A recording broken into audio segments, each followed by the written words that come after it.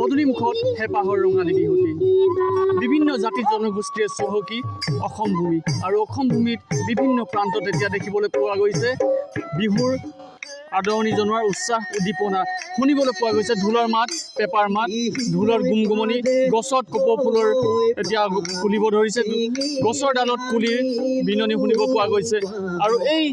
অসম ভূমিৰ বিভিন্ন জাতি জনগোষ্ঠীয়ে চহকী অসম ভূমিৰ যিদৰে বিহুক আদৰণি জনোৱাৰ প্ৰস্তুতি তুংগত হৈ উঠিছে তাৰ সমান্তৰালকৈ তিনিচুকীয়া জিলাৰ কাকপথাৰত খিলঞ্জীয়া ভূমিপুত্ৰ মৰাণ জনগোষ্ঠীয়ে তেওঁলোকৰ স্বকীয় যি নিজস্ব জাতীয় পৰম্পৰা মৰাণ বিহুৰ আখৰা ইয়াত তেওঁলোকে পালন কৰিছিলে সপ্তাহজোৰা সদমৰণ কলাকৃষ্টি বিকাশ কেন্দ্ৰ আৰু তেজী বৰালি অঞ্চলৰ যি সামাজিক সংগঠন আছে সামাজিক সংগঠনৰ সহযোগত এয়া দেখিবলৈ পোৱা গৈছে আজি সামৰণি অনুষ্ঠান আখৰাৰ আৰু এইদৰে সুন্দৰ এটা পৰিৱেশ একমাত্ৰ দেখিবলৈ পাব তিনিচুকীয়া জিলাত আৰু তিনিচুকীয়া জিলাৰ কাকপথাৰলৈ আহক মৰাণ জনগোষ্ঠীয়ে যি চহকী জাতীয় কলাকৃষ্টি তেওঁলোকৰ সম্পদ দেখিবলৈ পাব এইদৰে কলীয়া ৰেহা পৰিহিতা যি নাচনি একমাত্ৰ দেখিবলৈ পাব তিনিচুকীয়া জিলাৰ মৰাণ জনগোষ্ঠী অধ্যুষিত অঞ্চলসমূহত গাঁওসমূহত এটা অতি মনোৰম পৰিৱেশ প্ৰায় 2 শতাধিক নাচনী ছাত্ৰ ছাত্ৰীয়ে ইয়াত অংশগ্ৰহণ কৰিছে মৰাণ বিহুৰ যি বিহু নাচৰ আখৰাত তেওঁলোকে অংশগ্ৰহণ কৰিছে আৰু আজি অন্তিমটো দিনৰ যি কৰ্মশালাত তেওঁলোকে এইদৰে বিহু নাচ প্ৰদৰ্শন কৰিছে মই মৰাণ গীতৰ কলি শুনাই দিবলৈ চেষ্টা কৰিছোঁ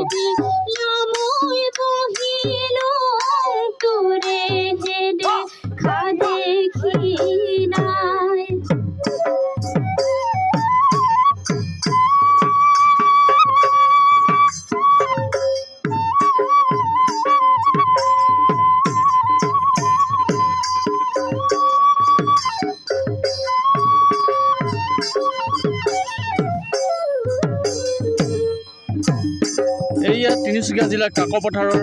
যি 2 নং তেজী আদৰ্শ গাঁৱত এইদৰে আজি মৰাণ বিহু নাচৰ আখৰাৰ যি সামৰণি অনুষ্ঠান তেওঁলোকে অনুষ্ঠিত কৰিছে উদ্যোক্তা আছে যি মৰাণ জনগোষ্ঠীটোৰ যি কলা সংস্কৃতিৰ লগত বিশেষভাৱে জড়িত এগৰাকী যুৱক আছে তেওঁৰ পৰা জানিবলৈ চেষ্টা কৰিছোঁ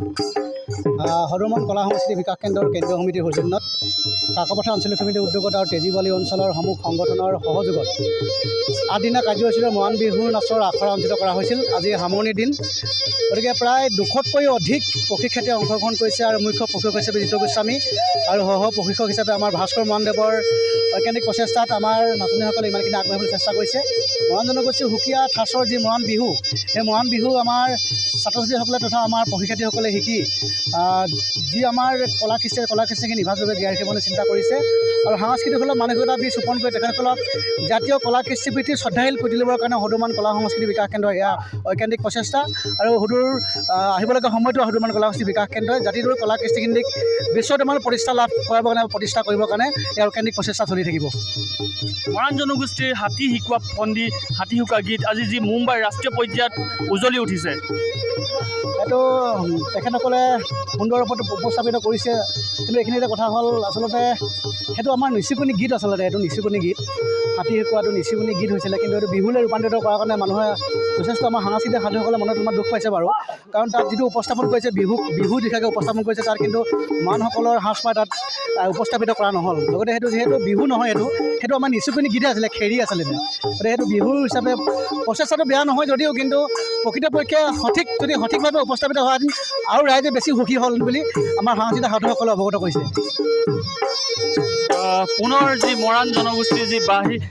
পেপাৰ মধুৰ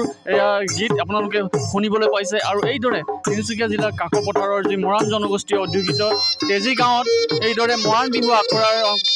স্থলীত এইদৰে প্ৰায় 2 শতাধিক ছাত্ৰ ছাত্ৰীক নাচনীয়ে অংশগ্ৰহণ কৰিছে। এক সুন্দৰ পৰিৱেশ, একমাত্ৰ যি কলীয়া ৰিহা পৰিহিতা এই মৰাণ নাচনীসকলে আপোনালোকে দেখিবলৈ পাব। তিনিচুকীয়া জিলাৰ যি মৰাণ অধ্যুষিত অঞ্চলসমূহ, গাঁওসমূহত এটা অনন্য পৰিৱেশ, মনোমোহা পৰিৱেশ। এতিয়া ঢোল পেপাৰ মাতে ৰজন জনাই উঠিছে তিনিচুকীয়া জিলাৰ কাকপথাৰৰ যি আকাশ বতাহ। আৰু এই পৰিৱেশ দেখুৱাবলৈ সতীৰ্থৰ জৰিয়তে মই চেষ্টা কৰিছোঁ।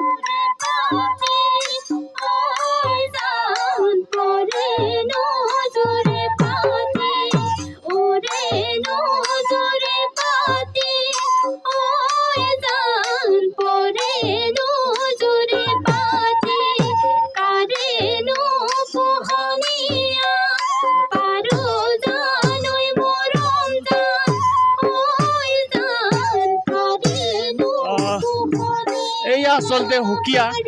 যি বিহু, তেওঁলোকৰ পৰম্পৰা, তেওঁলোকৰ সুকীয়া বিহু গানৰ তেওঁলোকে এতিয়া সুকীয়া পৰিচয় আছে। আৰু এই বিহু নাচৰ আখৰা আজি অন্তিম দিনৰ কাৰ্যসূচীৰ পৰিৱেশ আমি NK TVৰ জৰিয়তে অসমবাসীক দেখুৱাবলৈ চেষ্টা কৰিলোঁ।